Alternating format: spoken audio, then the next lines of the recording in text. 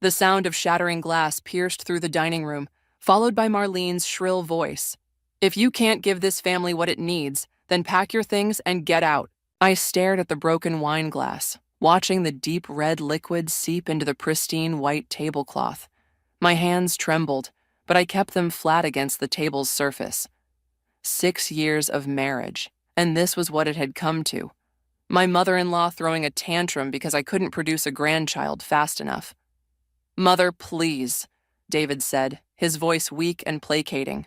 Always the peacemaker, never the protector. "I'm Chloe, and this is the moment I decided to burn everything down. Laura's coming home next month for her maternity leave," Marlene continued, jabbing her finger in my direction. "We need the guest room, and since you're not contributing to this family's future, you can move your things to the yard sale pile." The words hit like slaps. Laura, Jason's perfect wife, carrying the perfect grandchild. Meanwhile, I'd spent thousands on fertility treatments that David had sworn to keep secret from his mother. "That's enough," I said, pushing back from the table. The legs of my chair scraped against the hardwood floor, making everyone wince. "Good. Don't you dare walk away from me," Marlene snapped. "This is my house, and..." "And what?"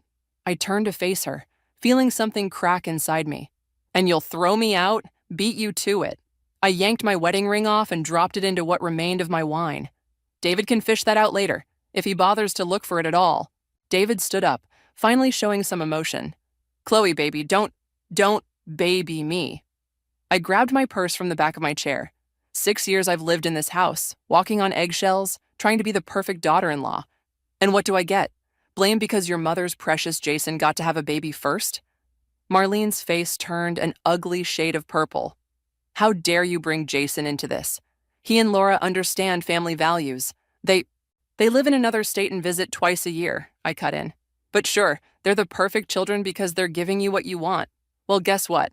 I'm done wanting your approval." The silence that followed was delicious. David stood frozen between us, his mouth opening and closing like a fish out of water. His mother clutched her chest, probably preparing for one of her famous fainting spells. "Chloe," David tried again, reaching for my arm. "Let's talk about this privately." I jerked away from his touch. "There's nothing to talk about. Your mother wants me gone? Fine. But she should be careful what she wishes for." I headed for the door, then turned back. "Oh, and Marlene? That antique vase in the foyer, the one from your grandmother? I broke it last year. Blamed it on the cleaning lady. She quit because of you, by the way." The gasp that followed me out was worth every second of the 6 years I'd wasted trying to please that woman. I got into my car, hands shaking as I turned the key.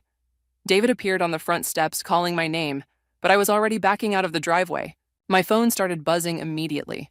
David's face appeared on the screen, followed by a string of text messages. I turned it off and threw it onto the passenger seat. They thought they knew me. The quiet, accommodating Chloe who took their abuse with a smile. They had no idea what I was capable of. I drove until the familiar streets of our neighborhood faded into unknown territory. The sun was setting, painting the sky in shades of revenge red. I had no destination in mind, but I knew one thing. I wasn't going back. Not until I made them pay for every slight, every whispered criticism, every moment they made me feel less than. Let them think this was about a guest room and a baby. They'd learn soon enough what happens when you push someone too far. I pulled into a hotel parking lot and smiled at my reflection in the rearview mirror. Game on, Marlene. Game on. The hotel room key card trembled in my hand as memories flooded back. 7 years ago, David had proposed to me in a room just like this one, down on one knee, promising me the world. Now here I was, alone, watching my phone light up with his 20th missed call. I switched it off completely and sank onto the bed. The silence felt like a physical presence, pressing against my skin. My fingers traced the indent where my wedding ring used to be, and I laughed, a hollow sound that bounced off the generic hotel artwork. A knock at the door made me freeze. "Chloe?" David's voice, muffled but unmistakable. "I know you're in there. The receptionist told me." Of course she did. David had always been good at charming information out of people, especially women. I remained silent, watching his shadow shift under the door. "Baby, please. Mom's just stressed about Jason coming home. You know how she gets?" I walked to the door but didn't open it. "How did she get when you told her about the fertility treatments?" The silence on the other side was deafening. You never told her, did you? I pressed my forehead against the cool wood. 6 rounds of IVF, David. $30,000. But you couldn't stand up to Mommy Dearest. It's complicated. No, it's really not. My voice came out steady, surprising even me. Your mother wanted me gone and you let her push until I left. Simple as that. That's not fair. I've always been caught in the middle. And that's exactly where you'll stay. I stepped back from the door. Go home, David. Your mother's probably having one of her convenient anxiety attacks right now. His fist hit the door, making me jump. Damn it, Chloe. You can't just walk out after 6 years. Watch me. I heard him slide down to sit against the door. Remember our first date? That terrible Chinese restaurant where the waiter spilled soup all over me? My throat tightened. He was good at this. Bringing up memories, making me soften. Not this time. Remember how you gave me your jacket? Said it didn't matter that it was designer, you just didn't want me to be uncomfortable? Stop it, I whispered. We can fix this. Come home. We'll tell Mom she needs to back off, set some boundaries. Like we did last Christmas, I cut in, or at my birthday, or when she accidentally threw out my mother's recipe book. Each example landed like a punch. Face it, David. You're never going to choose me over her, and I'm done competing. His breathing was heavy on the other side of the door. So that's it? You're just giving up? No. I smiled, though he couldn't see it.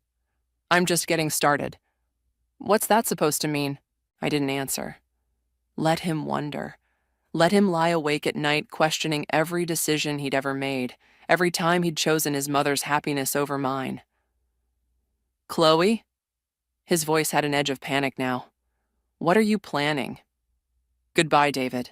I turned on the TV, drowning out his protests until finally, after what felt like hours, his footsteps retreated down the hallway. My phone buzzed again, a text this time, from an unknown number. I almost ignored it, but something made me look. I know what he did, and I can help you make him pay. Jason. I stared at the message, my heart pounding. Jason, David's estranged brother, the family's black sheep. The one person who might understand exactly what it felt like to be on the outside of Marlene's perfect family portrait. Another text came through. There's more you don't know about David and the restaurants. Meet me tomorrow? My fingers hovered over the keyboard. Jason had always been kind to me in the few times we'd met. More importantly, he had escaped Marlene's control, something I desperately needed to learn how to do. I typed back, when and where? His response was immediate. Noon, the coffee shop on 5th, come alone. I set the phone down and walked to the window, watching the city lights blur through the rain-streaked glass. Tomorrow, I'd start learning the truth about the family I'd married into. And then I'd make them wish they'd never underestimated the quiet daughter-in-law who always smiled and nodded at family dinners. Sometimes the best revenge is simply letting people destroy themselves. I just needed to find the right thread to pull. Jason was already waiting at the coffee shop when I arrived, his laptop open and a manila folder beside it. He looked older than I remembered, gray streaking his temples, but his eyes held the same defiant spark that had always irritated Marlene. You look terrible, he said, pushing a coffee toward me. Funny how being thrown out of your home does that. I sat down, noticing how he angled the laptop screen away from other customers. What's this about, Jason? He opened the folder, sliding several bank statements across the table. Remember when David opened his second restaurant location? The one that's been struggling? What about it? Struggling is an interesting word for it. Jason tapped one of the statements. These are from your joint account. Notice anything strange? I scanned the numbers, my stomach clenching. Large withdrawals, all marked as business expenses, had been draining our savings for months. Money I'd earned from my IT consulting work disappeared into David's restaurant. He said it was temporary, I whispered, just until the new location picked up. Jason's laugh was bitter. Oh, it picked up all right, just not for you. He turned his laptop around, showing me surveillance footage from the restaurant's back entrance. David was there, pressing a young woman against the wall, kissing her like he used to kiss me. Meet Megan, Jason said softly. 29, works part-time as a hostess, and apparently full-time as David's girlfriend. Your money's been funding their little love nest above the restaurant. The coffee turned to acid in my stomach. How long? 8 months, give or take. Mom knows, by the way. She's been covering for him, telling Megan what a burden you've been, how David deserves someone younger who can give him children. My hands shook as I pushed the laptop away. Why are you showing me this? Because I watched Marlene destroy my marriage the same way she's destroying yours. Jason leaned forward. She convinced Laura I was unfaithful, turned my own wife against me until I left. Now she's working her magic on you. But Laura's pregnant. You're still together. After 3 years of therapy and moving across the country to get away from Mom's influence. He gathered the bank statements. The pregnancy was a surprise. We weren't even sure we'd stay together, but then he shrugged. Mom's ecstatic, of course. Finally got her grandchild. But watch, she'll try to control that too. My phone buzzed. Another text from David. Please come home, we can work this out. Jason saw the message and snorted. Let me guess, he's playing the devoted husband while Megan's working the lunch shift? I checked the restaurant's schedule on my phone. Sure enough, Megan was on duty. The betrayal felt like glass in my throat. Here's what you need to know, Jason continued. The restaurant's in your name too. David put it there to secure the business loan since his credit was shot. You're not just his wife, you're his business partner, and he's been embezzling your money. I'll kill him, I said, the words coming out before I could stop them. Better idea. Jason pulled out another document. Transfer ownership to me. I'll buy you out, fair market value. David loses everything, Marlene can't touch it, and you walk away with enough to start over. I stared at him. Why would you help me?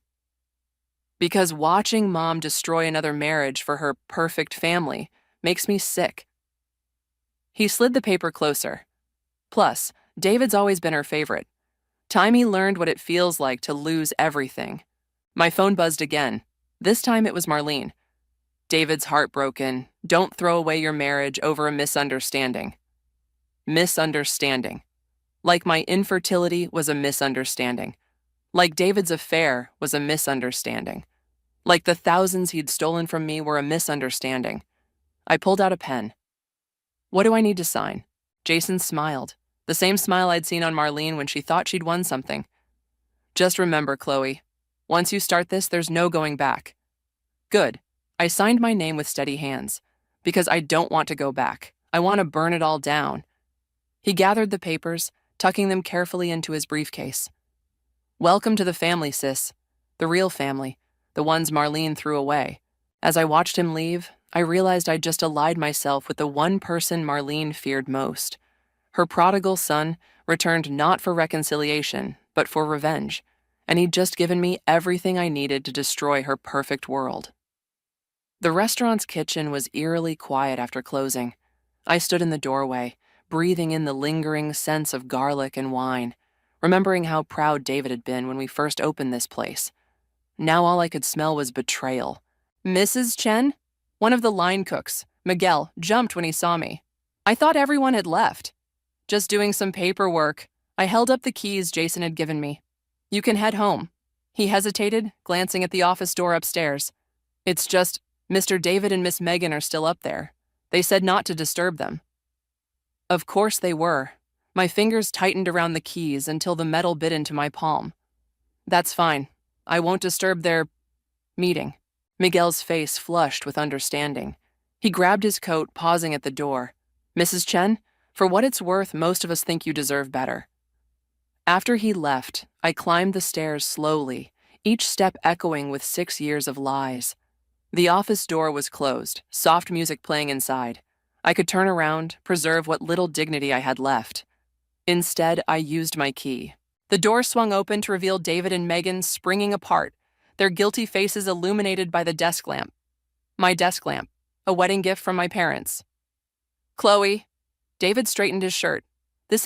We were just going over the books. I walked to the desk, noting Megan's lipstick on David's collar. Funny, that's why I'm here too. Megan grabbed her purse. I should go. Stay. My voice was ice. You'll want to hear this. I pulled out the ownership papers Jason had given me. Did David tell you he put the restaurant in my name? Or that he's been embezzling from our joint accounts to fund your little love nest? David's face went pale. How did you... Jason says hello, by the way. He's very interested in buying the place. Already signed the papers. You can't do that. David lunged for the documents, but I held them out of reach. This restaurant is my life. No, I was your life. This place? I gestured around the office. This was just where you brought your mistress when your mother covered for you. Megan's eyes widened. Marlene knows? Oh, honey, I laughed, the sound brittle. She probably picked out the furniture up here. Did she tell you what a burden I was? How David deserved someone younger, more fertile? Chloe, stop, David pleaded. We can fix this. Like we fixed our marriage? Or the fertility treatments you never told your mother about? I turned to Megan. Did he promise you children? A future? Let me guess. After he leaves his bitter, barren wife? She grabbed her coat, tears streaming. I thought, get out. David's voice cracked. Both of you, get out. Actually, I set the papers on the desk. You're the one who needs to leave. Jason's taking possession tomorrow. Consider this your eviction notice. Megan fled down the stairs. David slumped into his chair, head in his hands. Why are you doing this? Because you stole more than money from me. I touched my empty ring finger. You stole years I can never get back. Time I spent trying to be good enough for you and your mother. Mom had everything to do with it. I slammed my hands on the desk. She orchestrated this whole thing. Probably told you I'd never leave, that I'd forgive anything to keep the perfect family image. His silence was confirmation enough. Well, surprise. The quiet daughter-in-law finally found her voice. I headed for the door, pausing in the doorway. Oh, and David? The fertility treatments you paid for with my money? They worked. I was pregnant last month. He looked up sharply. What? Why didn't you? Because I lost it the day after I found out. The day your mother told me to move my things to make room for Laura. I let that sink in. Funny how things work out, isn't it? I left him there, surrounded by the ruins of his perfect life. Outside, the night air felt clean, purifying. My phone buzzed, Marlene calling again. This time, I answered. Where's David? She demanded. He's not answering his phone. Probably calling his lawyer, I said sweetly. You might want to call yours too. Jason sends his regards. I hung up before she could respond, imagining her face as she realized her prodigal son had just helped destroy her perfect family's legacy. Sometimes revenge doesn't roar. Sometimes it whispers, quiet as a key turning in a lock, opening doors you never knew were there. The moving truck idled in Marlene's driveway, exhaust mixing with the morning fog. Laura stood on the porch, one hand resting on her swollen belly, watching the movers carry boxes into what used to be my room. I didn't know, she said when I approached, about any of it. I nodded, keeping my distance. Congratulations on the baby. Chloe, wait. She grabbed my arm as I turned to leave. Jason told me about the restaurant, about David and Megan. If I'd known... You'd have what? Told Marlene to be nicer to the barren daughter-in-law? Her face crumpled. We're not all like them. Before I could respond, Marlene's voice cut through the morning air. Laura, dear, you shouldn't be standing out here in your condition. She appeared in the doorway, her smile faltering when she saw me. Oh, you're here. Just picking up the last of my things. I held up the small box I'd brought, photos mostly from before everything went wrong. While you're here, Marlene's tone turned syrupy sweet. David's been trying to reach you, about the restaurant situation. You mean about Jason buying him out? Funny how karma works. Laura shifted uncomfortably between us. I should go lie down. No, stay. Marlene's voice hardened. You should hear this too, about how your husband helped destroy his brother's business. The business David was using to fund his affair? I stepped closer to Marlene. Or the one where he stole my money to pay for his girlfriend's apartment. Those are lies. I have bank statements. I pulled them from my box, watching her face pale. Want to see them? Or should we talk about how you knew about Megan all along? Laura gasped. Marlene, you didn't... Of course I knew. Marlene snapped. David deserved someone who could give him children. Someone young, fertile. Mom? We all turned. Jason stood at the bottom of the porch steps, his expression dark. What did you just say? Marlene backpedaled. Jason, darling, I didn't mean... You knew about David's affair? He climbed the steps slowly. While you were telling Laura I was unfaithful? The color drained from Laura's face. What? Remember those photos you got? Jason's voice was deadly quiet. The ones of me with another woman? Mom took those. It was my realtor, showing me houses after you kicked me out. I was protecting the family, Marlene insisted. Everything I did was for this family. No. Laura's hand trembled on her stomach. Everything you did was for control. Jason, take me home, now. Laura, please. Marlene reached for her, but Laura jerked away. Don't touch me. She turned to me. I'm so sorry, Chloe. I should have seen it sooner. As Jason led Laura to their car, Marlene rounded on me. Are you happy now? Destroying everything I built? You destroyed it yourself. I set the box down and pulled out one last document. By the way, I'm not just taking the restaurant. I'm taking the house too. What? Check the deed. David put it in my name when he needed collateral for his second business loan, the one you convinced him to take out. She snatched the paper, hands shaking. This isn't possible. I'm selling it to Jason. Below market value. I smiled. He and Laura need somewhere stable to raise their baby, don't you think? Marlene's face contorted. You vindictive little... Choose your next words carefully, I warned. They might be the last ones you say in this house. The moving truck's engine revved. Laura and Jason were already gone. In the driveway, David's car pulled up, probably coming to beg forgiveness again. You won't get away with this, Marlene hissed. I picked up my box of photos, leaving the deed in her trembling hands. I already have, but here's the real karma. Jason and Laura's baby, it's a girl. Good luck controlling her. I walked away as David rushed up the steps, leaving them to explain to each other how they'd lost everything. My phone buzzed. A text from Jason. Papers signed. Keys are yours to hand over whenever you're ready. I looked back one last time. Through the window, I could see Marlene crying, David trying to comfort her. The perfect family portrait, finally showing its true colors. Sometimes the best revenge isn't about destroying everything. Sometimes it's about giving power to the right people, the ones who will use it to build something better from the ashes. I got in my car and drove away, leaving behind 6 years of lies and one box of memories. Ahead of me stretched an open road, and for the first time in years, I couldn't wait to see where it led. The annual family Christmas party felt like a funeral this year. I stood in the corner of Marlene's living room, watching the facade crumble in real time. David hadn't shown up. Neither had Megan. The whispers among the relatives were getting louder. Such a shame about the restaurant, Aunt Patricia said, loud enough for everyone to hear. David always was such a good businessman. I sipped my wine, letting the irony wash over me. Good businessman. If they only knew. Chloe. Marlene's voice cut through the murmurs. She stood in the center of the room, glass raised. Since you're still technically family until the divorce is final, would you like to say a few words? The room went silent. All eyes turned to me, waiting for the explosion. 6 months ago, I would have smiled and declined, but that Chloe was gone. Actually, I would.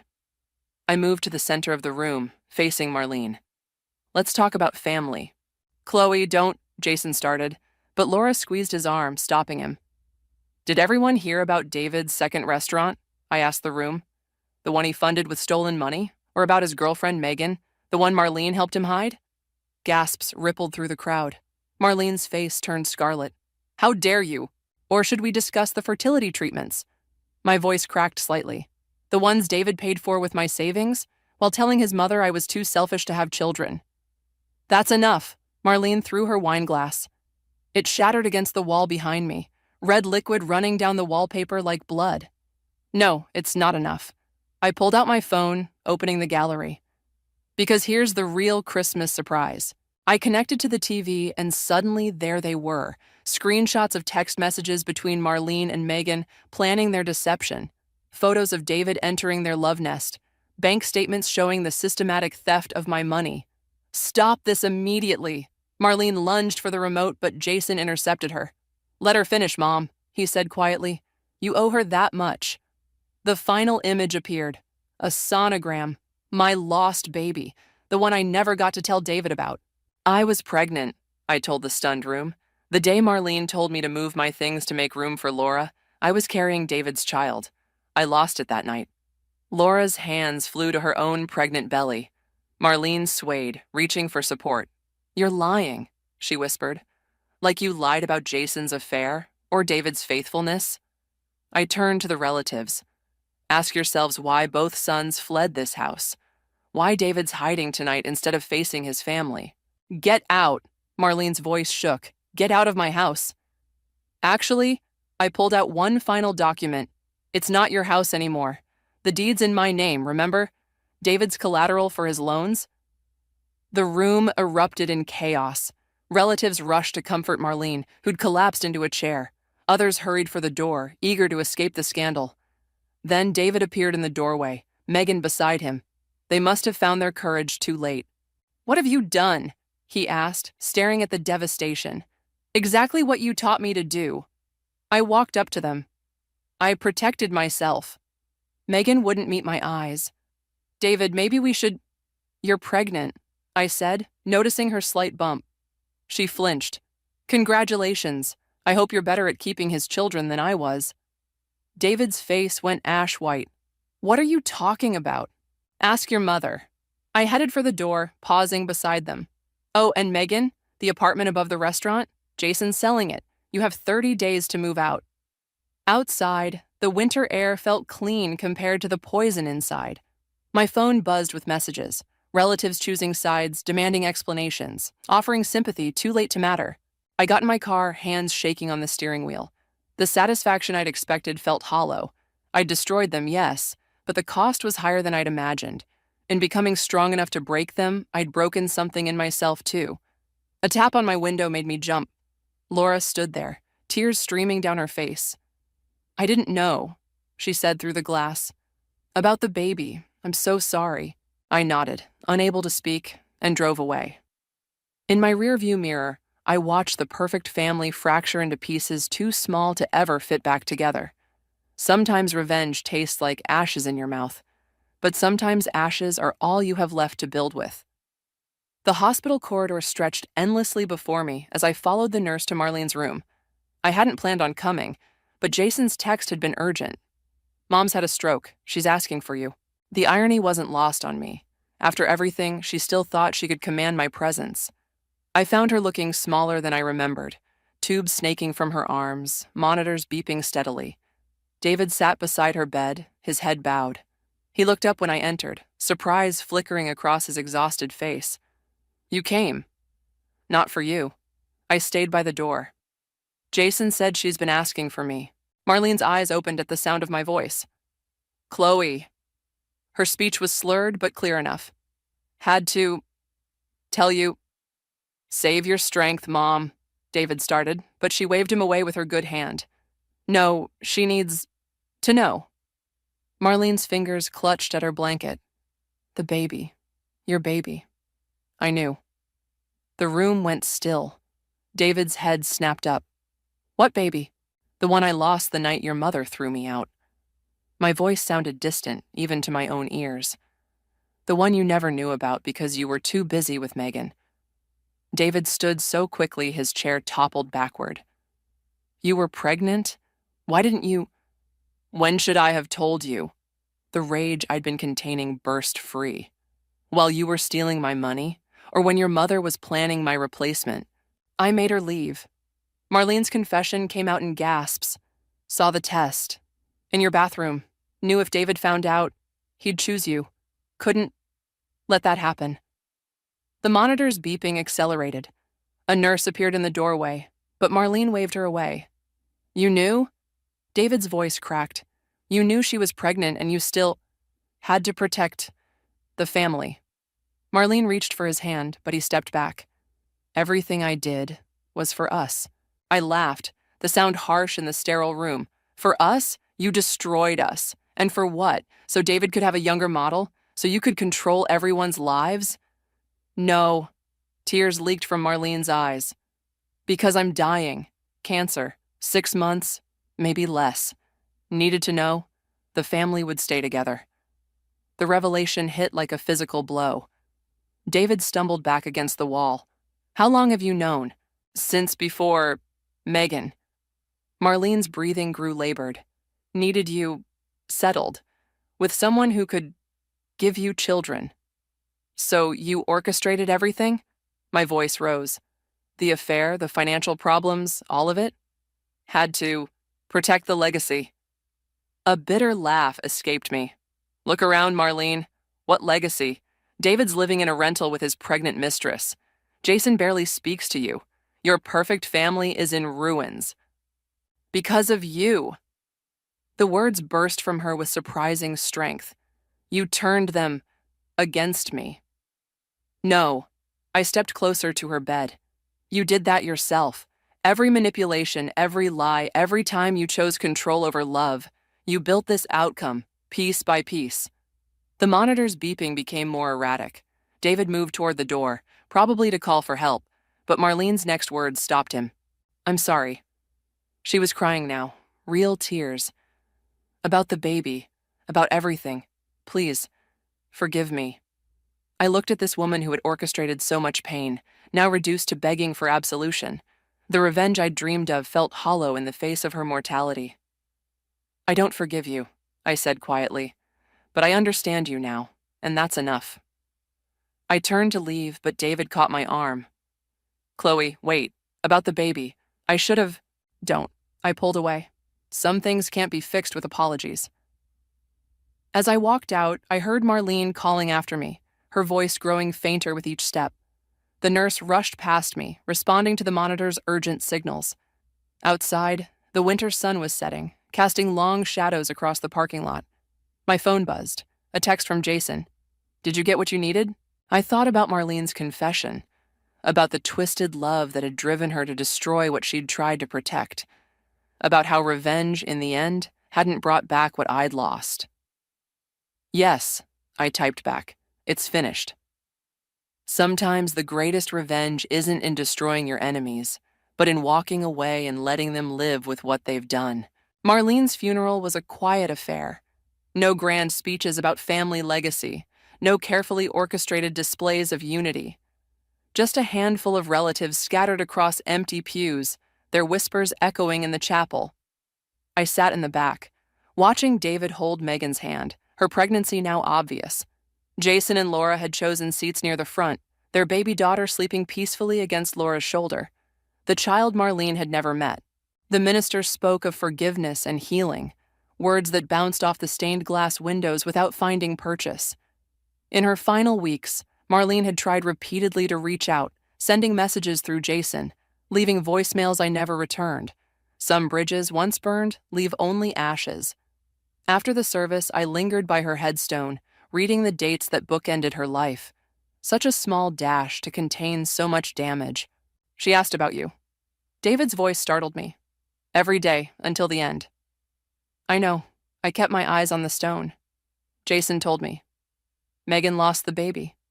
His words hung in the cold air. Last week, the stress, they said. The irony tasted bitter. I'm sorry. Are you? I finally looked at him. Gray had crept into his temples, matching the shadows under his eyes. Yes. I wouldn't wish that pain on anyone, not even you. He nodded, shoving his hands in his pockets. The house sold yesterday. Jason got a good price. Good. I turned to leave, but his next words stopped me. Was it worth it? The revenge? I considered the question, watching Jason help Laura strap their daughter into their car. Ask me something else. What? Ask me if I'm free. Understanding flickered across his face. In the distance, Megan waited by their car, arms wrapped protectively around herself. The perfect family portrait had shattered, leaving only fragments of what Marlene had tried so desperately to preserve. Are you? He asked softly. Yes. I touched the headstone one last time. That's worth everything. I walked away, past the scattered mourners, past the carefully arranged flowers that would wilt and fade. My phone buzzed, a message from my realtor about a house across the country. A fresh start, far from the shadows of what was. Chloe. Jason caught up to me at my car. We're having a small gathering at the house, last time before the new owners take possession. You should come. No. I smiled to soften the refusal. Some endings need to stay ended. He understood. Of all of them, Jason had always understood best. Take care of yourself, sis. You too. I glanced at Laura and the baby. Take care of them. As I drove away, I caught a final glimpse in my rearview mirror. David standing by Marlene's grave, Megan waiting patient and alone, Jason and Laura cradling their daughter, all of them separated by spaces too wide to cross. The restaurant, now under new ownership, was doing well, I'd heard. Sometimes karma works in unexpected ways. David had lost everything trying to build his perfect life, while I'd found freedom in letting it all burn. At a red light, I pulled out the last photo I had of my lost baby, the sonogram I'd never shown David. I'd carried it through all the months of revenge, using it to fuel my anger. Now, looking at it, I felt something else. Not peace, exactly, but possibility. I rolled down the window and let the wind take it, watching the image spiral away into the gathering dusk. Some ghosts need to be released before you can truly move forward. My phone buzzed again.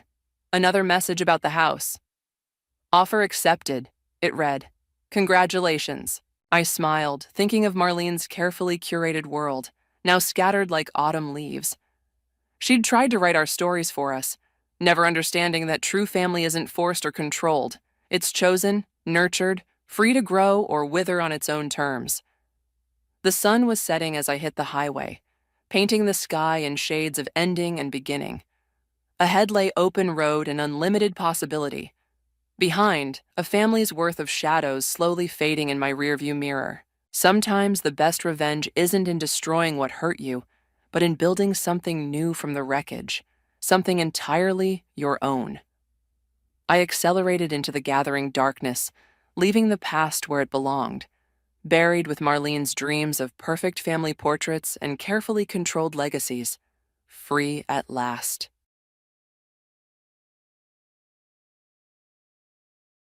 I've leveled your parents' home to build one for my parents. What? I was unable to grasp the situation immediately and looked utterly perplexed. Kate, you look so bewildered.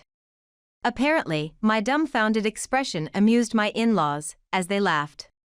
What do you mean by leveling it to build a house for your parents? Well, that house will belong to you now that your parents have passed, right? I heard from Tyler that you live near your childhood home for that reason. That's right. My brother lives far away and has no intention of taking it over. Your parents probably let you live nearby for you to inherit it, right? It seems Tyler and his parents have misunderstood something. Wanting to clear up the misunderstanding quickly, I said, "What? That's not my house." At my response, Tyler and his parents were the ones looking confused this time. What do you mean it's not your house? After this, Tyler would face an incredible fate due to his mistake. I am Kate Baker, a 45-year-old housewife married for 10 years. My husband, Tyler, and I met through a family introduction. I had always wanted to continue working even after getting married, and Tyler fully understood that. Thus, although we married when I was 35, we have no children. Tyler had been a company employee in New York until we got married. In fact, he was about to be transferred to a local branch when we were introduced. It was perhaps coincidental, but for me, it was convenient as I could continue working without having to quit my job. I had lived at my parents' home until I got married, but after marriage, I started living in an apartment just a short walk from there. I have an older brother who is 10 years my senior. He started a business in New York and rarely comes back home. Being a workaholic like him, he is in his mid-50s and has never married. I have always followed in his footsteps. Thus, I also became as much of a workaholic as he is. However, recently, some troublesome people have started to interfere with my life. These are my in-laws who live in the neighboring state. My father-in-law worked until last year and retired at 75, while my mother-in-law, a housewife, goes wherever my father-in-law goes.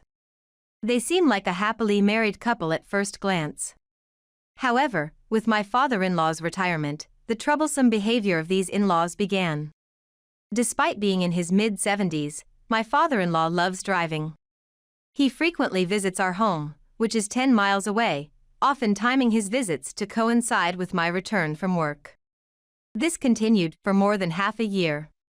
One day, when I returned home late after overtime, my in-laws were there, drinking with Tyler as they waited.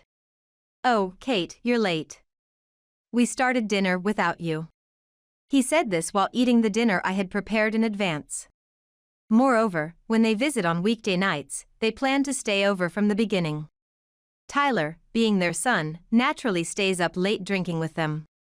Despite my fatigue, I have to entertain my in-laws. However, if this continues, it will affect my work. So, I waited until my in-laws had settled down for the night and quietly spoke to Tyler. "Hey, could you please limit your parents' visits to once or twice a month, only on weekends?" I tried asking him, but Tyler did not comply and looked displeased. "Come on. Dad worked hard until his mid-70s. Plus, he won't be able to drive for much longer. So, let him do as he pleases for now. Even so, I can't keep this up. It would be better if Dad went out somewhere else instead of just our place." As I countered, Tyler's mood worsened even more. Then, with a click of his tongue, he went into the bedroom where his parents were sleeping. I had to clean up alone after everyone had finished drinking. As I was tidying up, I heard Tyler's voice from the bedroom. He was apparently still awake and talking to his mother. "Mom, Kate's been saying she doesn't want you coming over too much." Although Tyler looked displeased, he seemed to understand. However, I wondered what his mother thought of the way he asked. It must have sounded like I was treating my in-laws poorly. Just then, Tyler came out of the bedroom. "Kate. Mom's calling you." As I expected, his mother was upset, and I ended up having to listen to her nag. "Kate. You live near your own parents and disregard your husband's? What kind of attitude is that?" "No, that's not what I meant." I regretted having asked Tyler for help. After a while, my mother-in-law's nagging continued. "Besides, you're our daughter-in-law, yet why are you living near your parents' home? You should be living near us, that's only proper." "That's because Tyler's and my company are close from here." No matter how I explained, my mother-in-law only responded with, "All you have are excuses." I was stuck listening to this until past 1 a.m., even though I had work the next day. However, for a while after that, my in-laws did not visit our house. They seemed to understand a bit, complaining as they did, and I was relieved and focused on my work. But a few months later, I suddenly received a call from my mother-in-law. Breathing heavily, she said, "What's wrong, Mother?" "Kate. Come to your parents' house right away. Your mother has suddenly collapsed." "My parents' house? Why are you there?" I couldn't comprehend the situation immediately and my mind went blank. However, my mother-in-law was clearly in a panic and kept talking. "Never mind that now. Just come quickly." Urged by my mother-in-law, I hurriedly left the house. If my mother really had collapsed, I needed to call an ambulance. Although my parents' house was only about a 5-minute walk, I drove there in my haste. When I arrived, an ambulance was already parked in front of the house. I immediately got out of the car and rushed toward the ambulance. "Mom." Hearing my voice, my in-laws turned to look at me. "Ah, Kate, you're just in time. Get on the ambulance and accompany your mother." I was already planning to do so, but what on earth had happened? My father was already inside the ambulance. "Dad, what happened?" My father looked down quietly and said, "Your mother has been enduring a lot of pain." "Enduring? What has she been enduring?" Before I could ask further, the ambulance arrived at the hospital. As my mother was taken into the treatment room, my father explained the situation to me, and I felt a tightness in my chest. It was my fault for asking my in-laws not to visit our house too often. Since then, they had been visiting my parents' house instead. And they had been telling my mother that I was being cruel to them, complaining endlessly about my lack of discipline. My gentle-natured mother didn't talk back, just apologized to my in-laws. For several months, my overbearing in-laws continued visiting my parents' house frequently. My mother, trying to be hospitable, ended up cooking dinner and even hosting them overnight. The stress from this reached its peak and caused her sudden collapse. Tears streamed down my face uncontrollably. I had been focusing on my work, relieved that my in-laws had stopped visiting us. I had no idea that my parents' home was going through such an ordeal. I was furious with myself for not having visited my parents more often. All of this happened because of me. No, it's not your fault. Your mother had a chronic illness, it's not something you could have controlled. My father comforted me, though he was probably the one who felt the worst. All I could do was pray for my mother's recovery. However, despite our prayers, my mother passed away that night. The funeral was attended only by close relatives, including my brother who had rushed from New York after hearing of her critical condition. Tyler missed the funeral citing urgent work, and my in-laws, despite being informed of the time and place, did not show up. My father, having lost his beloved partner, was enveloped in grief. I gently called out to my father. "Dad, are you going to be okay on your own? Maybe it's time I started living with you." My father looked up and responded gently. "Don't worry about me. I'll be fine alone. You should continue living with Tyler as you have been." As he said this, my father had a complicated expression on his face. The truth is, my father honestly found Tyler difficult to deal with. For that reason, he was inwardly pleased by my words, but he had no choice but to refuse. Tyler also had work as an excuse, but it was likely he just didn't want to face my father. After the funeral, I made sure to visit my father as often as possible. It seemed that even my in-laws had stopped visiting my parents' home after my mother's passing. I resolved to do my best to care for my father as I couldn't for my mother. Yet, without ever overcoming his grief, my father quietly passed away soon after my mother. Tyler and my in-laws did attend his funeral. His funeral was attended by over 40 people, including his former colleagues. While everyone mourned his passing, my in-laws were somewhat out of place, bombarding me with questions about the family home during the service. "Kate, how many square meters was your family home? You mentioned it's been in the family for generations, but how many exactly? The house seems to have been rebuilt, but when was that?" Other attendees looked on coldly, but my in-laws didn't seem to care about the surroundings. While mindful of the other attendees, I whispered to my in-laws, "Please, let's talk about this after the funeral." After making my request, my in-laws silently sulked.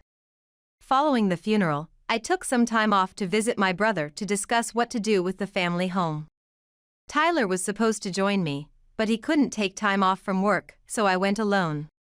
My brother was puzzled to see me by myself. What happened to Tyler?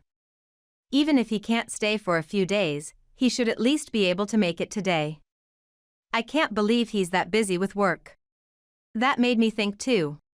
Maybe Tyler is just pretending to be busy to suit his own needs. My brother laughed in agreement. Probably. He might just not want to deal with the hassle. I laughed along with him, feeling a sense of relief, and decided to spend a week there using up all my remaining paid leave. After discussing everything thoroughly, including the house and property where I grew up, I left my brother's house. I had planned to head straight home, but there was still time until evening. So, I decided to head to my parents' house, which I hadn't yet begun to sort through.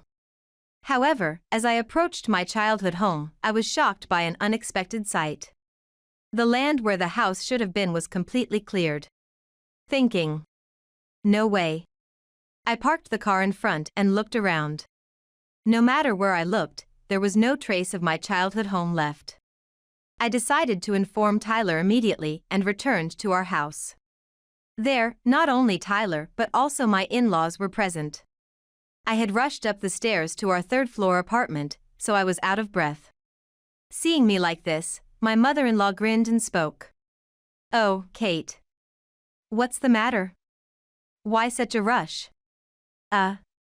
Mother, no, it's Tyler. It's serious."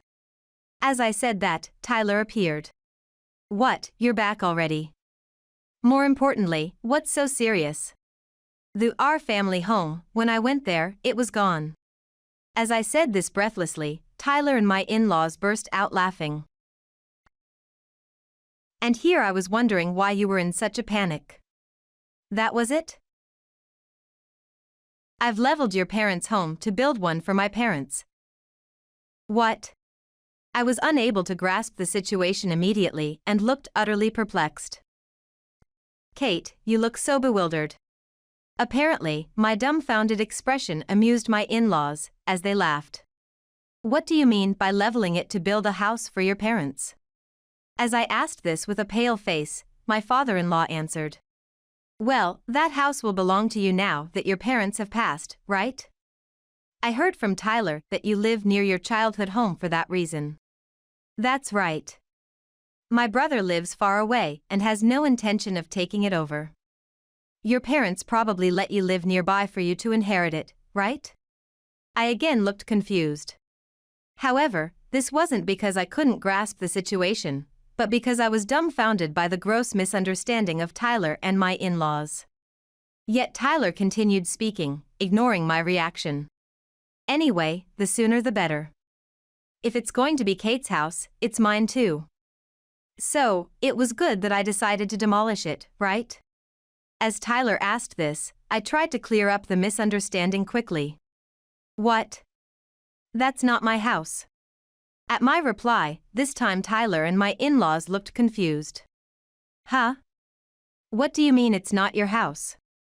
What I mean is, the land has been in my family for generations, but the house is registered in my brother's name. As I explained this, Tyler turned pale. Our parents had decided that the eldest son, my brother, would inherit the house, even though he lived far away. That's why I moved out when I got married. My parents had also mentioned that it wouldn't be appropriate for my sister-in-law and her husband to live in the house that my brother might return to. When we got married, I'm sure I told you that, Tyler. I really don't remember that. Tyler continued looking pale and unsure of what to do. My in-laws, concerned by his appearance, spoke up. What's wrong, Tyler? You look pale. Is there some problem with that house? If it belongs to Kate's brother, we can negotiate, right? Tyler scratched his head, struggling for an answer. I smiled slightly and spoke for him. Well, it's definitely a problem. Tyler has destroyed something belonging to his president. President? Yes, the company Tyler is working for is a branch of my brother's company. My in-laws seemed unaware that their son's president was my brother. Indeed, at our wedding, influenced by my brother, we didn't tell Tyler's family that he was the president of the company. Before getting married, Tyler had worked at the main office in New York. At that time, my brother had introduced me to Tyler. And when we got married, my brother ordered Tyler to transfer to this branch. The reason for the transfer was actually Tyler's poor sales performance, but he was happy to live near his parents. However, he had never imagined targeting my family's property. By the way, Tyler's parents' house was old and cramped. They always complained about their own home. But now that they knew the property was actually owned by the president, my brother, Tyler couldn't just take over the land. Damn. I had no idea it was in the president's name. What's going to happen to me now? Will I have to compensate, or will I be fired? Hearing this, my mother-in-law suddenly looked anxious. Just because it's the president's house doesn't change the fact that he's family. Can't you talk it out and get it handed over? Don't be silly. That's impossible. I thought my mother-in-law was being incredibly naive. Tyler had been hired by my brother's company when he couldn't find a job elsewhere. He was already in a difficult position with my brother, and now he had made a serious mistake. Seeing that they wouldn't get the land they thought would be theirs, my in-laws began to show signs of panic. Tyler, what are you planning to do? You said we would live together because Kate's parents passed away before us, so we already sold the other house. Tyler, yelled at by his father-in-law, crouched down, holding his head. Then, my in-laws asked me, "Can't you do something about it?" Even though they asked, there was nothing I could do as I wasn't the owner. In this case, I really don't know what decision my brother will make. When I said that, my mother-in-law became furious. Are you still Tyler's wife? Isn't it part of being married to help your husband when he's in trouble? That's true, Mother. But he demolished the house without the owner's permission, so even if I wanted to support him, there's nothing I can do. Oh. What's wrong? It looks like you remembered something. I had forgotten something important. Wait. What happened to the heirlooms from my parents that were in the house? When I pressed them, my in-laws awkwardly looked away and said, "Oh. Those things?" The contractor said he couldn't demolish the house with them inside, so we disposed of them. Kate Baker, what? You disposed of all of them? Each item was filled with memories of my parents. That they had disposed of all of them was unforgivable to me. Tyler was still crouching down. My in-laws said they preferred I think of something to help Tyler rather than the heirlooms. However, I ignored the three of them and immediately left the house. As I was leaving, my in-laws shouted after me from behind. "Hey! Are you just going to leave Tyler and run away?" "Yes. Do you not care what happens to your own husband?" Ignoring their shouts, I hurried to my brother's place. On the way to New York, I called my brother. When I explained the situation over the phone, my brother sighed deeply. Tyler really is a handful, isn't he? He didn't even check who the owner was. I'm upset about the house, but what's unforgivable is that he disposed of our parents' belongings without permission. Well, let's discuss this when you get here. After hanging up, I felt uneasy about Tyler and my in-laws while heading to New York. Upon arriving at my brother's house, we started discussing our family home and our parents' belongings again. In fact, I vented my frustrations about Tyler and my in-laws to my brother. After listening quietly, my brother made a suggestion. "Leave it to me for now. Kate, it might be hard for you to go home. But since you have work, why not stay with relatives nearby for a while?" He then called a relative who lived locally and explained the situation. For a while, I would commute to my job from the relative's house. A few days later, my brother called Tyler to the headquarters. Tyler reluctantly made his way to the headquarters. At that time, I followed my brother's suggestion and stared at the smartphone screen. The screen showed the interior of the president's office at my brother's company. There, I could see Tyler awkwardly opening the door and entering. "President. What did you want to see me about?" "You know already, right? I called you here to thank you for disposing of that house on my behalf." Tyler, surprised by my brother's unexpected words, widened his eyes. It seemed my brother was acting. He intended to put Tyler at ease before getting to the main issue. "Huh? Are you not angry about me disposing of the family home without permission? What are you talking about? I'm not returning to the local area, so I was wondering what to do with the family home. The demolition costs are no small matter, right? It must have been expensive to demolish." Yes." Though Tyler responded, he seemed unsure about how much the demolition had cost. Likely, my in-laws had paid for it to build their own house on the site. Noticing this, my brother didn't mention the demolition costs further and changed the topic. "By the way, Kate mentioned that all our parents' heirlooms were disposed of. Is that true?" "Yes." "Well, there didn't seem to be any valuable items that were hard to dispose of." When Tyler answered, my brother furrowed his brow. That's strange. Dad had a hobby of collecting antiques. And I heard I gave Mom expensive jewelry for their golden wedding anniversary. Kate said Mom had kept it carefully.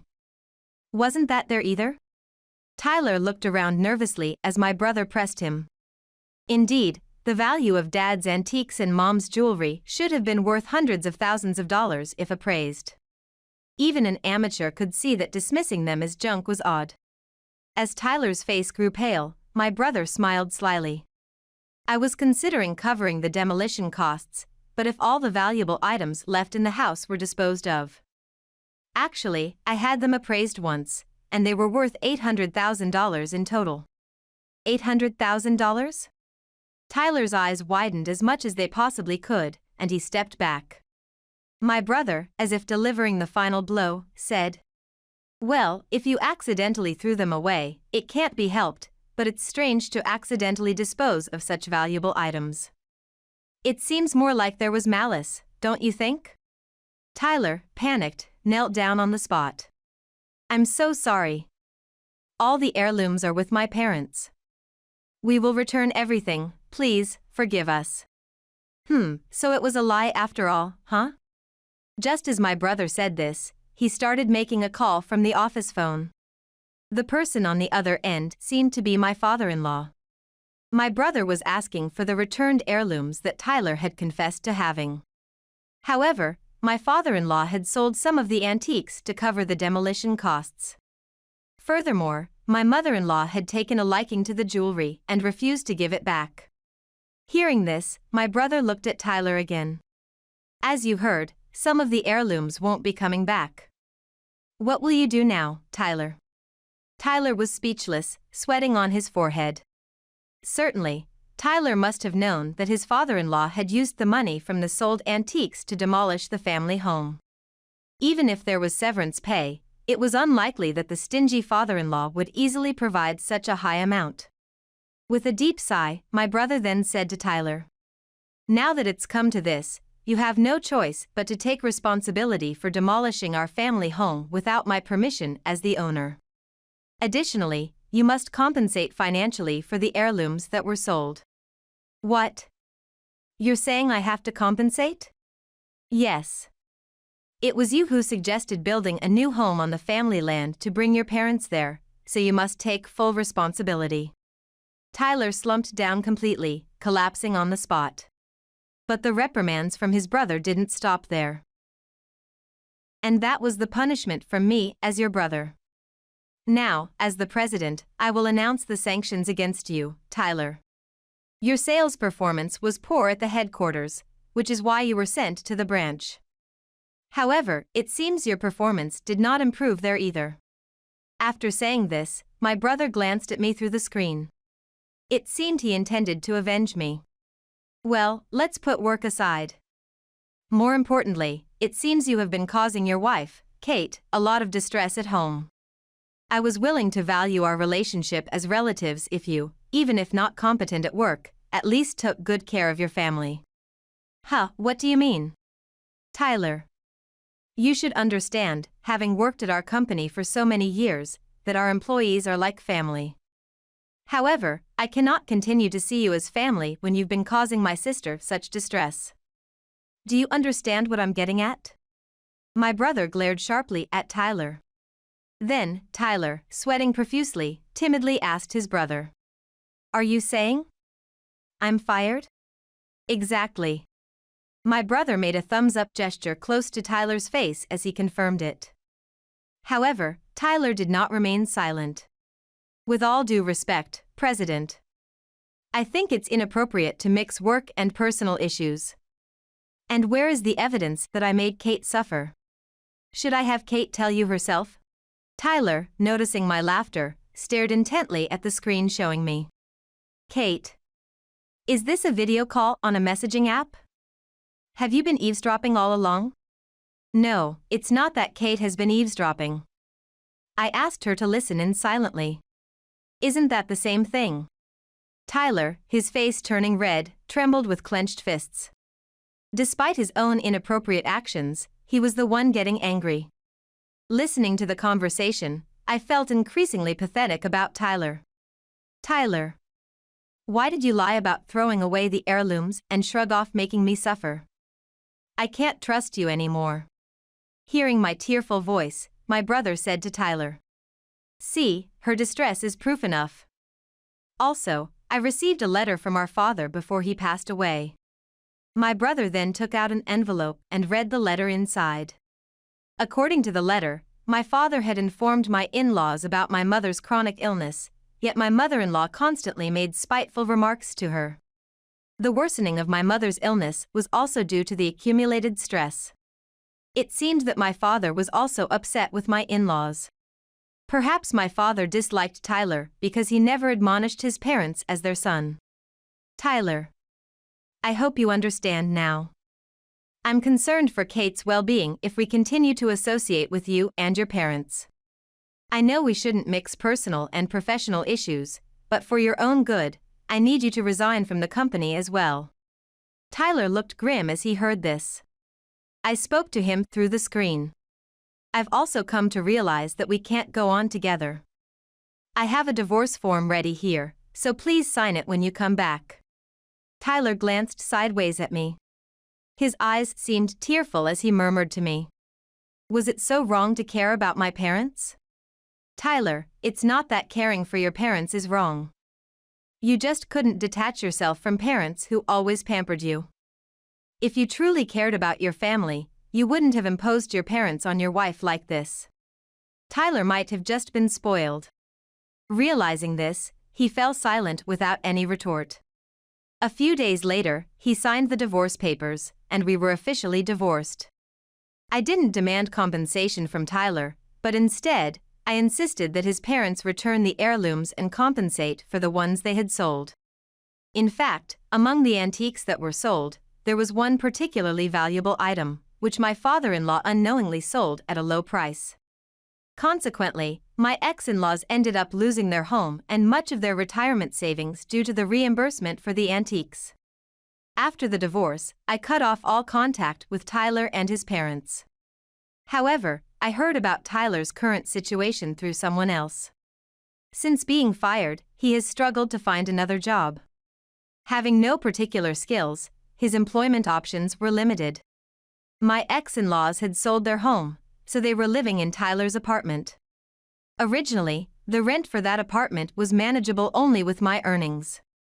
For a while, they managed to get by on what little was left of my ex-father-in-law's retirement fund, but eventually, they began to fall behind on rent. That's when the landlord contacted me, and I learned about their current situation. When asked about the rent, it was clear I wasn't going to pay it for them. Sometime later, Tyler messaged me, saying they had been evicted from the apartment because they couldn't see how to pay the rent. "We have nowhere to go. Could you please consider getting back together with me and taking care of my parents?" I regretted not blocking his number when I inadvertently marked the message as read. Deciding I no longer wanted any interaction, I blocked all his contacts. I now live in a place unknown to Tyler or his parents, ensuring we won't meet again. I quit my job and moved to New York. My brother sold the plot where our family home once stood and bought a 3-room apartment in New York with the money, asking me to live with him. While I planned to look for a job in New York, he asked me to help with his business. "I feel bad always being helped by you, brother." "No, it's fine. Dad asked me to take care of you if anything happened to him and Mom." I was surprised that my father had been so concerned about my future. "I didn't know that." "Well, I'll make sure to contribute to the company and be of help to you from now on." That's reassuring to hear. After all, you're my sister. Growing up, I always admired and followed my brother, striving to be like him. He rescued me from this crisis. Maybe we siblings weren't lucky in marriage. However, from now on, we plan to grow the business together as a team. That's our path forward as siblings.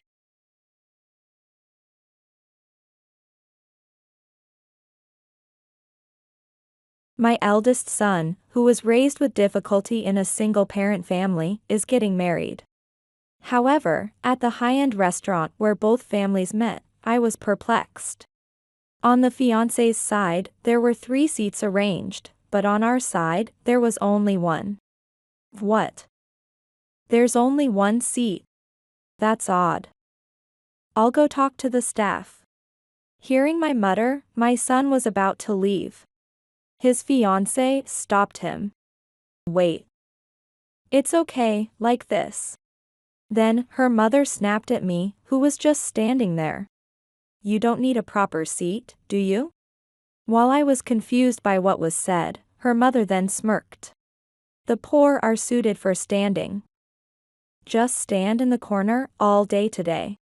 The fiancée and her mother began to joyfully belittle me. Having a cleaner in the family, what an abominable thing. It's ridiculous for someone so poor to be in such a fancy restaurant. exactly as Mom says. But poor people like her have never even been here, right? Let's at least allow her to have a look around. I had reached my limit of patience. I hadn't said anything until then because she was the person my son chose. But I could not stay silent after being insulted to this extent. Just as I was about to speak out, the door of the private room burst open. It was the fiancé's father who appeared. He was an acquaintance of mine. "Oh, you're tired from work, aren't you?" "Just now, I told this out-of-place person. There's no seat for a poor person like you, just stand and watch." The fiancé's father stared at us intently. Then his face gradually turned pale. The women who had demeaned me to the fullest were about to lose everything. "My name is Kelly Simpson. I recently celebrated my 60th birthday, but I'm still busy and work hectically every day. I have 2 sons. When they were in elementary school, my beloved husband died from an illness. My kind and family-loving husband. Having lost a major support, I was quite depressed at that time. My sons, despite feeling lonely themselves, encouraged me when I was down. Thus, I raised my sons alone. My eldest son, Robert, is 30 years old. After graduating from a prestigious university, he lives alone while working for a large corporation. He often visits me, and we have a good parent-child relationship. I thought, I'm glad he's doing well in society, but I wish he would start his own family soon. As a parent, I hesitated to intervene in his marriage, but I had gradually started to think about it. During one holiday, when I went to the shopping mall, I happened to run into Robert. And he was with a beautiful woman. "Oh, Mom. What a coincidence. Oh, Robert. Meeting like this. And this lady?" As I looked at the woman next to him, she greeted me. "Could you be Robert's mother?" "Nice to meet you, I am Angela Morris." The woman, dressed in modern fashion, smiled at me. "Yes, nice to meet you." Robert, a bit embarrassed, informed me. "Angela and I are dating now." I was a bit surprised to learn that Robert had a girlfriend. I felt happy, though surprised a little. Robert later invited me to dinner, and Angela also agreed enthusiastically. Suddenly caught off guard, I ended up going to eat with them. We entered a restaurant in the mall, sat down, and ordered meals for 3. While waiting for the meals to arrive, Robert introduced Angela. She's 28 years old, 2 years younger than me, working at M-Bank. "I see. You work at a respectable place." "Yes, it's quite a hard work with a lot of responsibilities." Angela spoke with a hint of pride. Listening to her talk about her struggles, I nodded and praised her appropriately. "Robert, you're fortunate to be dating such a wonderful person." Yeah. "Thanks, Mom." Robert blushed. Then Angela seemed to notice something. "By the way, where is Robert's father today?" "Oh, that." "Robert, haven't you told her?" Then my son explained to Angela. "I should have mentioned it earlier. Our father passed away when I was in elementary school. Since then, it's been just Mom raising us." "Is that so?" "It was tough, but I'm grateful to Mom. It must have been very difficult being a single mother." Angela's expression stiffened as she murmured that. Then Robert said he needed to use the restroom, leaving me alone with Angela for the first time. As the food was served but remained untouched, Angela spoke to me. "Are you still working, ma'am?" "Yes. I'm still working."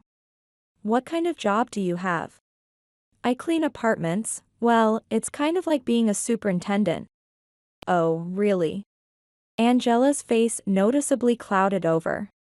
I wondered what her expression meant. Just then, Robert returned. "Oh, the food is here. Sorry to keep you waiting. Let's eat." We started eating, but Angela barely opened her mouth. Thus, we parted ways without incident.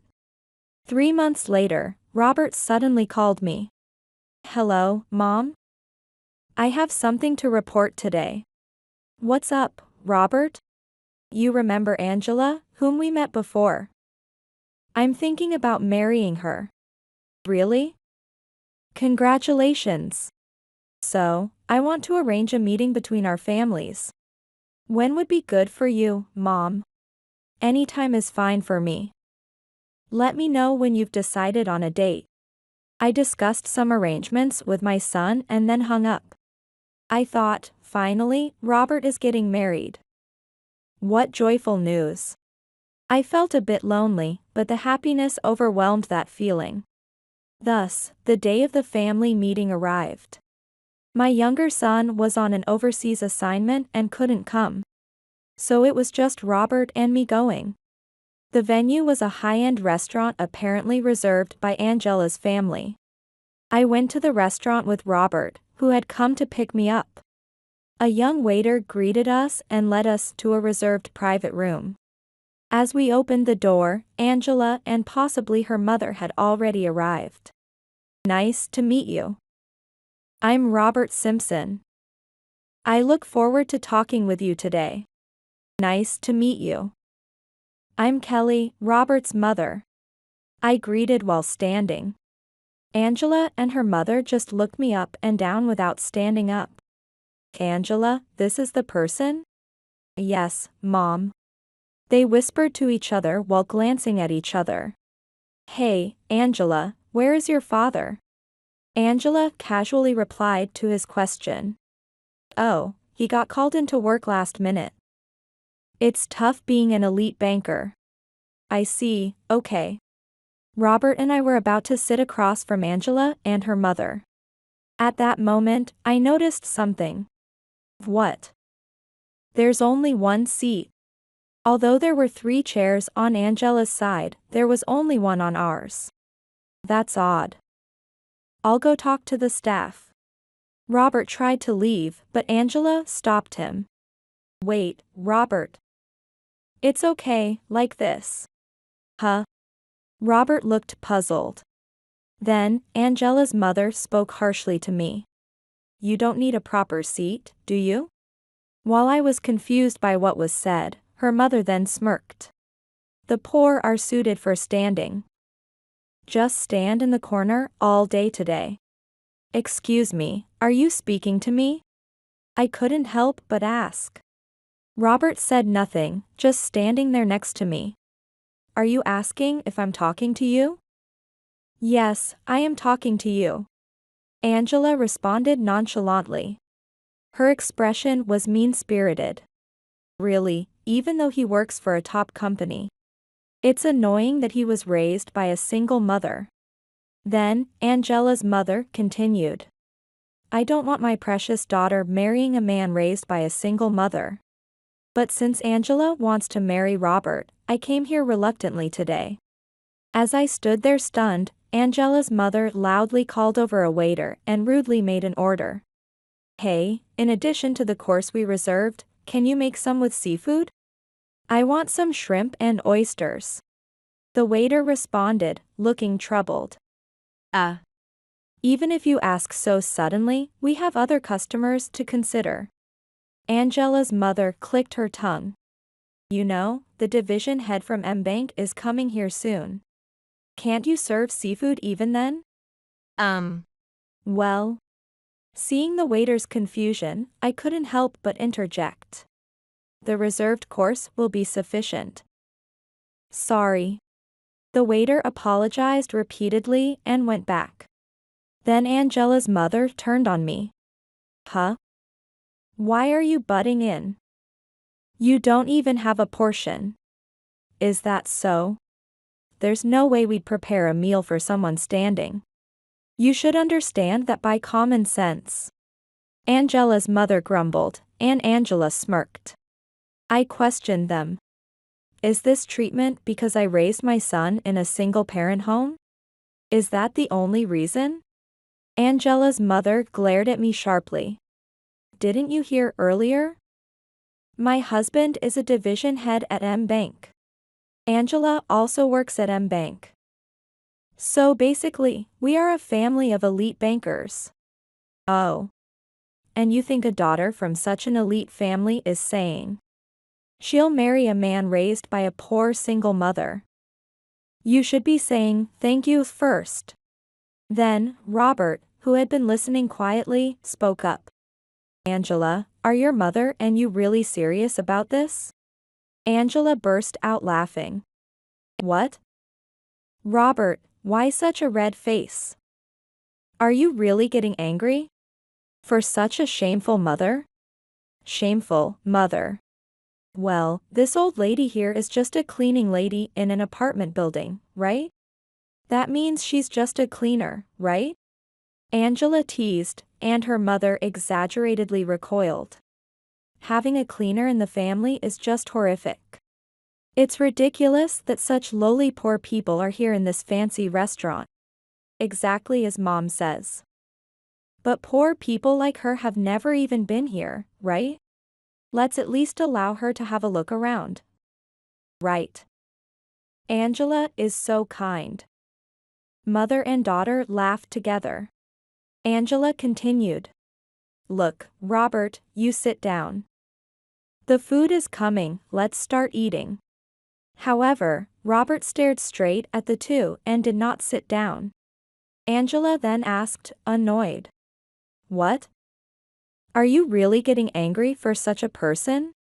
Angela's mother also shouted out loud. See, this man also can't shake off his poor, single mother upbringing. Angela, are you sure about him? It's okay, we will teach him the elite way of life. First, we need to cut him off from his poverty-stricken mother. Yes, we need to fix his mommy issues. Angela and her mother laughed derisively. I had reached my limit. I hadn't said anything until then because she was the person my son chose. But I could not stay silent after being insulted to this extent. Just as I was about to speak out, the door of the private room burst open. Sorry, I'm late. Oh, haven't started yet? It was Angela's father who appeared. He was an acquaintance of mine. Oh dear, welcome back from work. I just told this out-of-place person. There's no seat for a poor person like you, just stand and watch. That's right, Dad. You wouldn't want a poor person raised by a single mother in the family, right? I was just teaching her about her place. Angela's father stared intently at us. Then his face gradually turned pale.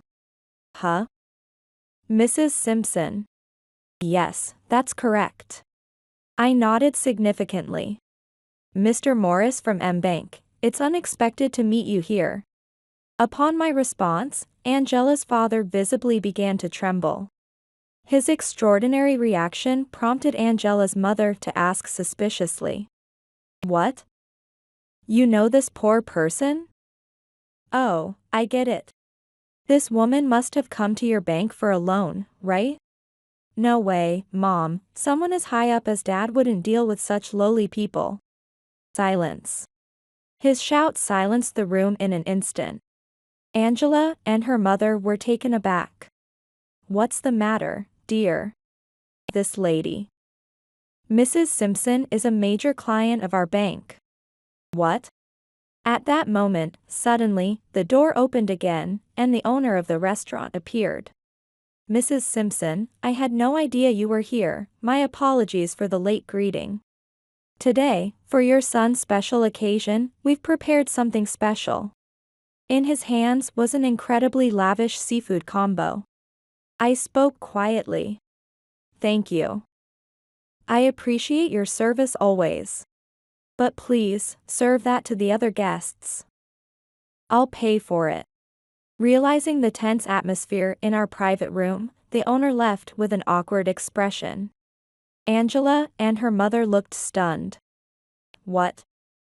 Dad, what did you say? A major client? And what was that conversation with the owner about? Like she's a regular at this fancy restaurant. Then Angela's father, pale-faced, muttered. You two have done something terrible. This lady is a famous landowner around here. What? She owns multiple high-rise apartments and buildings. And has dealings with our bank. In a barely audible voice, Angela's father informed them. Yes. I am indeed a wealthy landowner. Originally from a landowning family. I also inherited assets from my husband who ran a real estate company, making me quite affluent. I enjoy interacting with people and being active. So I manage cleaning and maintenance for my properties. But I have enough assets to live without working if I chose to. And it so happens that the bank where Angela's father and daughter work, M-Bank, is where I have deposited several 10 millions. Angela confronted her father. That's a lie. Because she's just a cleaner. Is it strange for the owner of an apartment building to manage their own property? At my question, Angela looked as if she was about to foam at the mouth. So, Robert is the son of a wealthy family? Angela's mother also voiced out with panic on her face. If that's the case, you should have said so sooner. I'll bring a chair right away, please have a seat, madam. No. There's no need to sit. It was Robert who spoke. What? Robert. What are you saying? We're going to get married, right? Angela's question was met with a loud voice from my son. Don't joke with me. After you've belittled my mother to that extent, there's no way I could marry someone like you. Usually calm, Robert was incredibly angry. Angela began to panic. But I've already told everyone I'm quitting my job for marriage. I don't care. The engagement is off. I can't be family with people like you. Don't leave me, Robert. Robert coldly shrugged off the clinging Angela. Angela's mother turned pale. I asked Robert quietly. Robert, are you sure about this? Of course, Mom. I'm sorry for the pain. Let's go home. Understood. I stood up with the support of Robert. Angela and her family were in a panic, unable to say anything. At last, I addressed Angela's father. Oh, by the way, Mr. Morris. Yes. I will be withdrawing all my deposits soon. I'm moving everything to another bank. Angela's father collapsed, knees buckling. Soon after, screams and shouts could be heard from the private room. But Robert and I silently left the restaurant. Later on, I withdrew my assets from M-Bank as I had declared. When the upper management of M-Bank hurried over and I explained the situation in detail, they were furious. Angela's father was demoted, and unable to bear it, he eventually resigned. Originally planning to retire upon marriage, Angela, with the engagement broken, ended up unemployed. Regretting the big fish she let slip, she apparently stalked Robert for a while. But it seems he had to issue a restraining order against her. Having lost both income and status, their lives have become quite difficult. They are people I'll never interact with again, so whatever becomes of them is of no concern to me.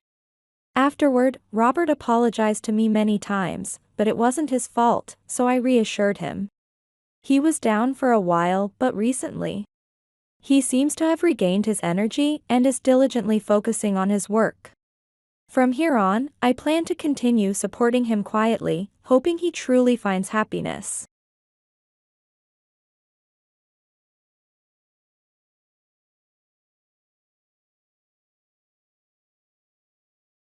There's a baby in the garden. In the middle of the night, my 4-year-old daughter woke me up. When I went to check, there indeed was a crying baby in the garden. My husband and I just looked at each other, astonished. Then, my daughter said something even more mysterious. This kid says she's my sister. Yay! Next to my smiling daughter, my husband turned pale and started sweating. I didn't miss that. I thought, could this be?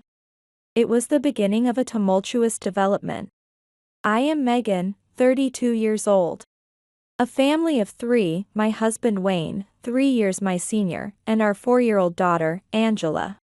Megan, it seems Angela started saying strange things again. It was a common occurrence for my husband to sigh with exasperation as he looked at Angela and me.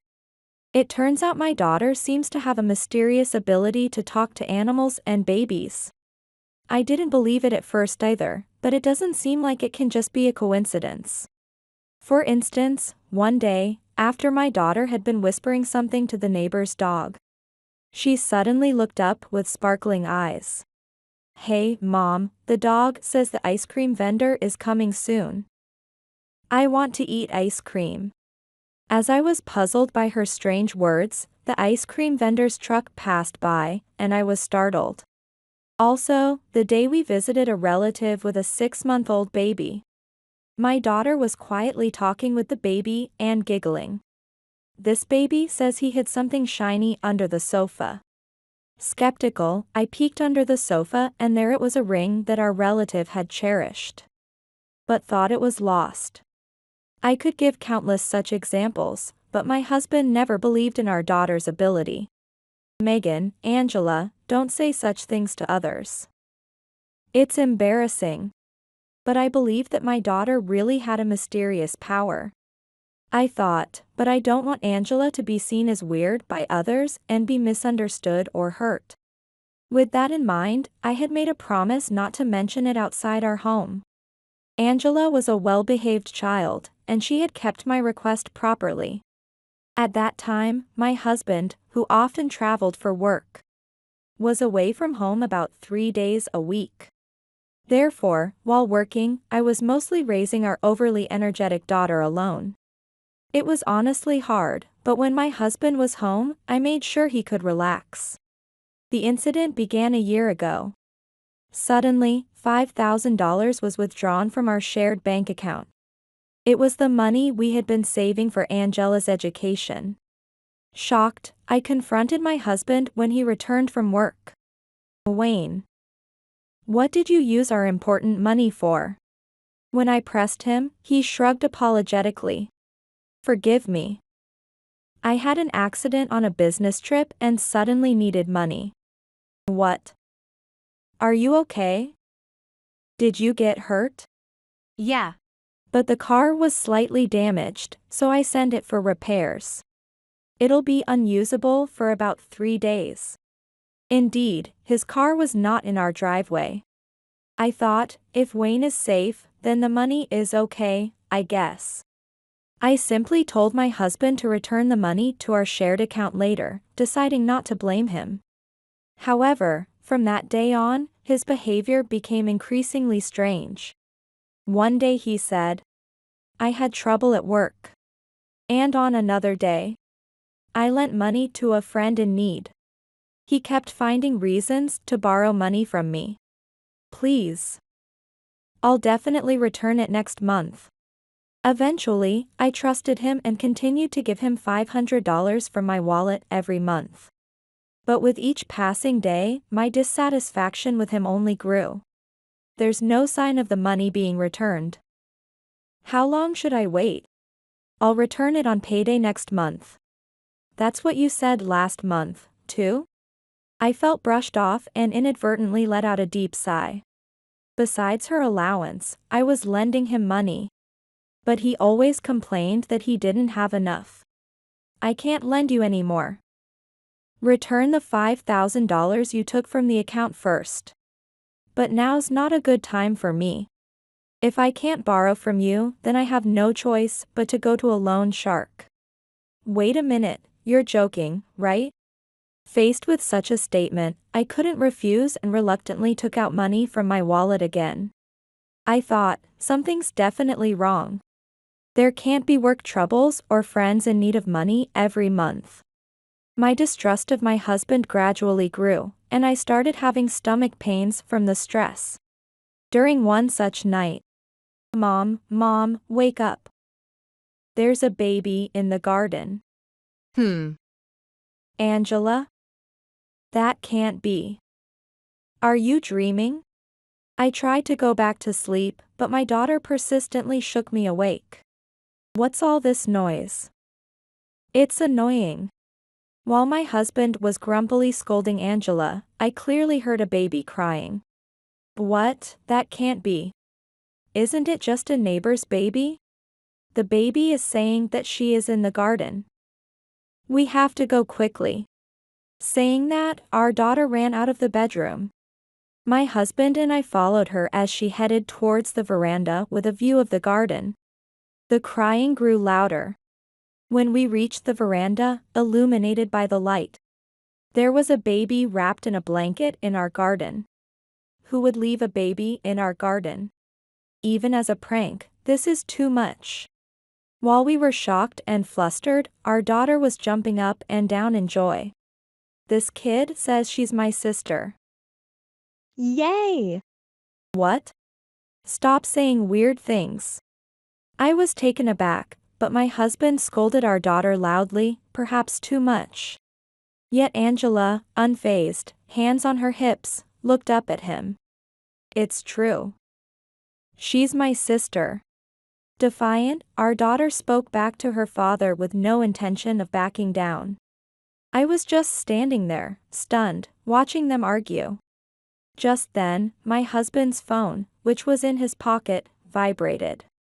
I saw his eyes widen and his face turn pale as he looked at the screen. I thought, what was that expression about? But this was no time for such thoughts. Hey, we need to call the police. No, wait. Let's bring the baby inside first. It's cold out, and it's night, right?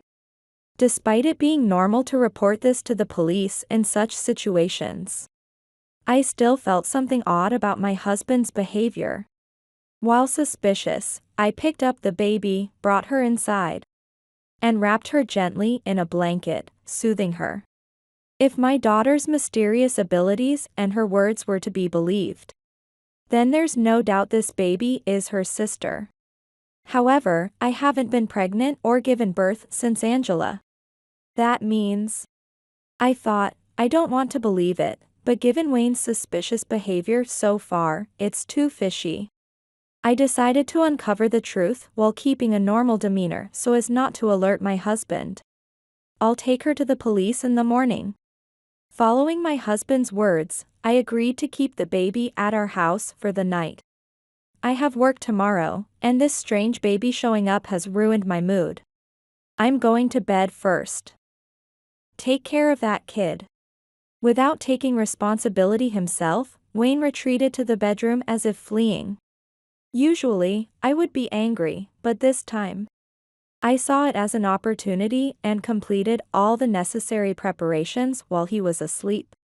I thought, all that's left is to reveal the truth. Despite my thoughts, I couldn't hide my inner turmoil, and my body trembled with anxiety. Sensing my distress, my daughter gently held my hand. It's okay, Mom. I am on your side. Thank you, Angela. Perhaps my daughter doesn't understand what's happening between my husband and me.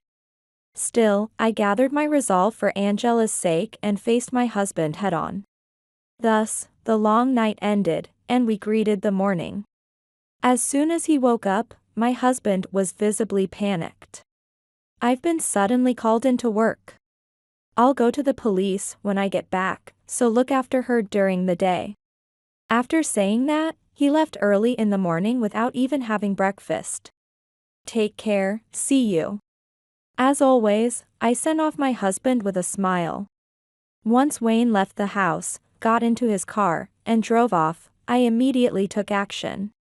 First, I took my daughter and the baby to my parents' home about an hour away by car. Then took out my phone. In fact, while my husband was asleep, I unlocked his phone using his fingerprint and set up a GPS tracker. Relying on that, I drove to the location. I arrived at an old wooden apartment building.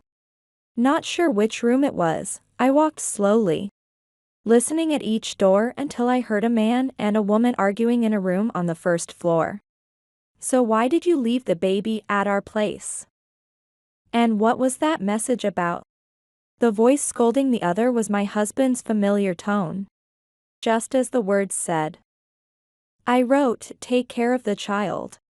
Didn't you read the message properly? Or do you lack comprehension? The woman's voice, defiant against Wayne, echoed out to the hallway. I listened for a while, but their argument showed no signs of ending. I thought, this is definitely the room. Convinced, I grabbed the doorknob of the room where the voices were coming from. The door, apparently unlocked, swung open, and my husband looked at me in shock. Me, Megan. Why are you here? Hello, Lisa. My husband often mentions how much he owes you. Ignoring my flustered husband, I politely greeted his affair partner and closed the front door. The woman named Lisa, surprised by my sudden appearance, seemed quite shaken. Huh? How do you know my name? I won't say who, but a certain little girl told me about you. In fact, I had used my daughter Angela's mysterious ability to hear most of the circumstances from the baby. So, Wayne met Lisa while she was working at a bar during a business entertainment. And they got along well enough to have a child? How do you know all that? What, did you hire a detective or something? I can't believe it. In stark contrast to my visibly disturbed husband. His affair partner seemed emboldened, almost defiant. Wayne. Have you been taking money from me all this time for the baby's birth and upbringing costs? No, that's. Not only that, but you've been living with Lisa? In the entrance, there were sandals and shoes that seemed to belong to my husband. As I went to pick them up, Wayne quickly snatched them from me. Your suspicious behavior is the best proof of all, Wayne. Oh no. As I glared at him, my husband trembled and turned pale. Wayne had used the $5,000 withdrawn from our savings for Lisa's hospital stay and cesarean section. And he had been paying her a monthly child support of $500. Moreover, pretending to be on business trips. He had been staying at her place 3 days a week, making a fool of me all this while. As I mentioned this, my husband was so shocked that he stood with his mouth agape. And do you know the real reason behind this baby chaos is? Because Lisa is getting engaged to a venture company president? What? So, you left the baby at our house because she became a burden, right? Lisa had left the baby in our garden late at night and sent a message to my husband. I had seen that message myself when I unlocked his phone. He probably didn't expect that I would know all this. My husband instinctively reached for the pocket where he had put his phone, looking startled. Is that why you desperately tried to stop me from calling the police? How much do you know? Sweat broke out on Wayne's forehead, like a frog stared down by a snake. Meanwhile, Lisa began to nervously glance at her watch. Can you please take your marital spat elsewhere? I have a date soon, so can you both leave? Oh, speaking as if it's none of your business. After meddling with someone else's husband, do you think you won't face any consequences? And to think you'd abandon your own child. I mean, it was just a fling with Wayne, and getting pregnant was a mistake. But now I'm resetting my life by marrying a president. My husband, too, was stunned by her selfish rationale. That's not something you can just accept. What are you thinking, pushing the baby onto me? Stop complaining, it's your fault for getting me pregnant. Now hurry up and put your shoes on. Lisa continued to push my husband physically, not letting him say anything. Lisa, you are the father, so you should take responsibility and raise her. Your daughter will be happy to have a sister, right? As a parent myself, her remarks were unforgivable, and I clenched my fists tightly. Just when I thought I might slap her, I heard a car engine. I opened the front door and looked out onto the street to see a luxury car driving towards the apartment. Then, the car stopped right next to the apartment, and a man got out saying, Lisa, you weren't at our meeting place, so I came to pick you up. Oh no. You came already. From the panicked state of Lisa, it was clear this man was her new fiancé. The president of the venture company. That's when an idea struck me. Hello there. Actually, my husband has been under Lisa's care. I greeted the fiancé brightly, and he looked confused. Wait, what are you doing? As Lisa hurried to stop me while trying to put on her shoes, I quickly approached the man. Actually, last night, Lisa left her child, born between her and my husband, in our garden. So we came together to talk about the situation. Before Lisa could cover my mouth, I spilled the beans. The fiancé was shocked and looked at her suspiciously, saying, I was told Lisa was single. It's all lies. Don't believe a word she says. Lisa was sweating and frantically making excuses. But the venture company president wanted to hear more details, so I revealed everything I knew. During this, Lisa tried to deflect, but I overpowered her and told everything. What kind of woman are you? Then Lisa's fiancé coldly said to Lisa, I'm sorry, but I can't deal with a liar like you. Don't contact me ever again. With that, he got into his car. As a president, he would naturally want to avoid such scandals. Wait, there's more to it. Let me explain, please. Lisa tried to cling to the car, but I stopped her. And her fiancé drove off without even rolling down the window. Oh no. My rosy future as a president's wife. She collapsed to her knees, then suddenly looked up at Wayne. Hey, Wayne, sorry about this, let's stay on good terms, okay? Let's take back the child from this woman and live happily as a family of 3 again. She leaned against my husband, batting her eyes and acting sweetly. I thought, what a person, it's not like I stole anything. She left the child in our yard on her own. As I stood agape at her sudden change of attitude, Wayne, finally fed up with being manipulated by Lisa, scowled and glared at her. Don't mess around. I can't deal with you anymore. As my husband firmly pushed away the woman clinging to him, his affair partner bore a demonic expression. What? What do you mean? I'm offering to make up with you. Enraged, Lisa scratched my husband's face with her nails, sparking a violent scuffle between them. I watched in silence for a while, but there was no end in sight. I thought, neither of them is better than the other.